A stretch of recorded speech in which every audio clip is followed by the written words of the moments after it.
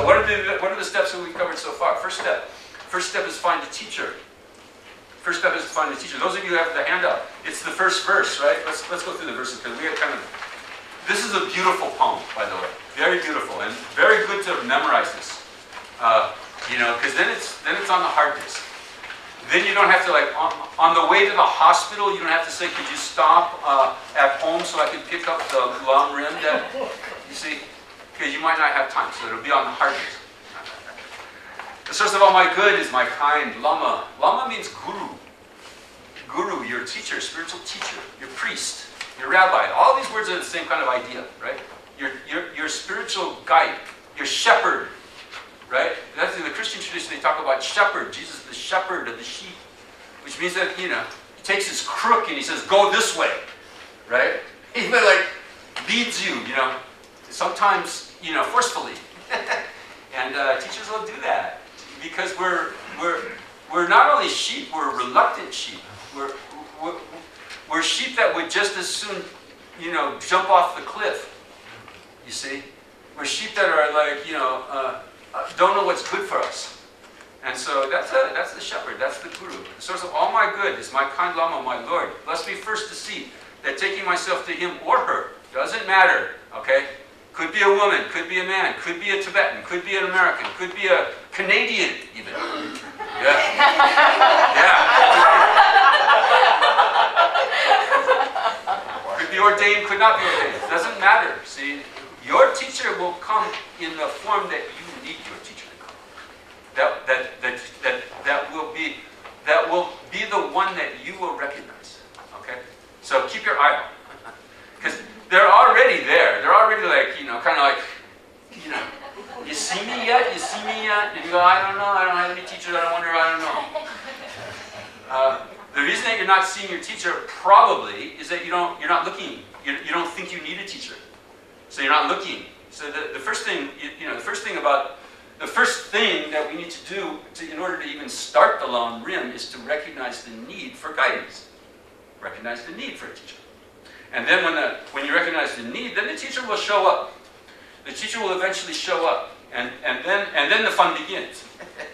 then the fun begins, the work begins. Let's be first to see that taking myself to him or her in the proper way. So understand what the proper way is to take yourself to a teacher. Is very important. That's one of the things you learn when you study a long rim. Is you learn how to think about the teacher and how to act towards the teacher. And how to think about the teacher, we've talked about enough. You think about the teacher as your personal Jesus. As your personal Savior who has come for you. That's how you think about the teacher. Because in fact, they are. They are. That is exactly what they are. You don't have to wait around for the second coming. You see, you just find your teacher, and then the second coming has occurred for you. See, they're sent from HQ on your case, and that's exactly how you're supposed to think about it. Nothing less than that. You will become what you think your teacher is. You will become that. You see, we all. It's sort of like kids. Kids come. You know, they come out like their parents. You know, the parents got 18 years at least on them, and you know. And they work on them and they kind of like mold them in their own image, right? And you will come out like your teacher. So if you think your teacher is a schmuck, what are you going to come out as? You see? And if you want to become like, you know, a better person, if you want to become a happier person, you have to think about your teacher differently. And then try to mold yourself to your conceptualization of the teacher. The power is entirely in the hands of the student when it comes to the student-teacher relationship. It's very interesting. You know, we totally invert that idea. We say, oh, I don't know, I don't want to be subservient to some goddamn teacher. You see, and it's completely misunderstanding the whole nature of the relationship. You become what you imagine the teacher is. The teacher is empty. What we call empty means just a blank screen upon which you project whatever you're projecting. So if you're projecting the wrong thing, if you're projecting, you know, like a flawed, you know, kind of half-assed version of a teacher, that's exactly what you'll get. That's exactly who you'll be. That will be the product coming out of that factory. You will be that product, you see? So that's how you think about a teacher. You think about a teacher as a perfect being. And you start thinking, well, what would a perfect being do? A perfect being would be teaching me all the time. Everything that they said, everything that they did would be a teaching for me. What's the teaching here? See, that's the goal, that's the work. All the time. What's the teaching here? What did she mean by that? How come she did that thing? What was she trying to teach me? How was he trying to help me by saying that? You see? And then your life becomes kind of interesting. See, then your life becomes interesting. It's like, because you're working. You're not just sitting around going like, spacing out through life. You're saying like, what if everything were meaningful, coming out of the mouth and out of the actions of this being? What if? And then you make meaning out of it. See? The emptiness of the teacher means that they have potential. They have the potential to be perfect, to have everything be meaningful, if you give it meaning. See, the potential is realized by you, by the student. If you give everything meaning, it has meaning. And if you don't, it don't. Up to you. That's how you think about a teacher. You think about them as what if God were one of us? What if Jesus came on my case? See, what if the angels have arrived? And what are they trying to teach me at every turn? Then the second thing is how to treat them. Treat them, taking myself to them in the proper way, the very root of the path. So how to serve them. Grant me then to serve and follow him with all my strength and reverence. How to treat them. Well, how would you treat God? How would you treat Jesus? How would you treat Dalai Lama? How would you treat, Mother Teresa? See, and then you know how to treat them. That's all.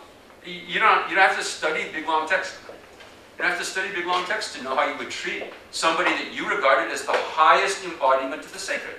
And that's how you're trying to think about your teacher. So you're trying, in a way, you're trying to learn what the sacred is through the teacher. You're trying to learn what the sacred is by thinking, well, what would the sacred look like? What would the sacred be saying all the time? The sacred would always be saying something meaningful. Nothing accidental, nothing mistaken. See? Always just a teaching. Alright, that's Guru Yoga. That's what we call Guru Yoga. Taking yourself to a teacher. And that's the beginning of the path. Without that, not much. Okay? Sine qua non, as they say in Latin. What's that?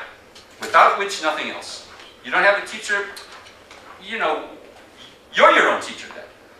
How's it worked out so far? Being your own teacher. You say, we all want to be our own teachers.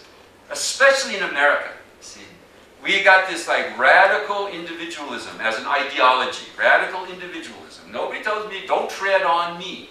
I think that's like a state thing in Texas, right? Don't tread on me. And out here in the West, we got it in spades. See? Traffic laws are sort of optional for us, I got a big pickup truck. I gotta stop if I goddamn well want to, and if I don't, I won't. And it's like cowboy mentality, which is disastrous when it comes to a spiritual life. Disastrous. You see, you gotta get over your damn self. You gotta get over yourself and think, look, I need some help. I really need some help. I need some guidance. And you take yourself to somebody who you think can guide you. And that process is that you should be careful about that. You should be, not rush in and just, oh yeah, that one will do. You should scrutinize them. You should study the teacher. You should evaluate. You should make sure that this is the one that you want to be like. Because that's exactly what's going to happen. You will be like your teacher. So, in our tradition, sometimes we see this. We see people start to talk like their teachers. They take on the mannerisms of their teachers and stuff like that. And that's actually a very good sign. That's a good practice. You know that the practice is succeeding because they're starting to lose their individuality as a schmuck. As a suffering schmuck. And starting to take on the personality of a being that they regard as holy, as sacred. And then what have they become? See, what have they become by taking on that personality? That image that they're projecting. If they become that image that they're projecting onto their teacher, they become that. See, it's a little trick, actually. It's a trick. It's kind of way to fool the system. See, it's the fast track. It's the beginning. It's the beginning and the fast track all at the same time.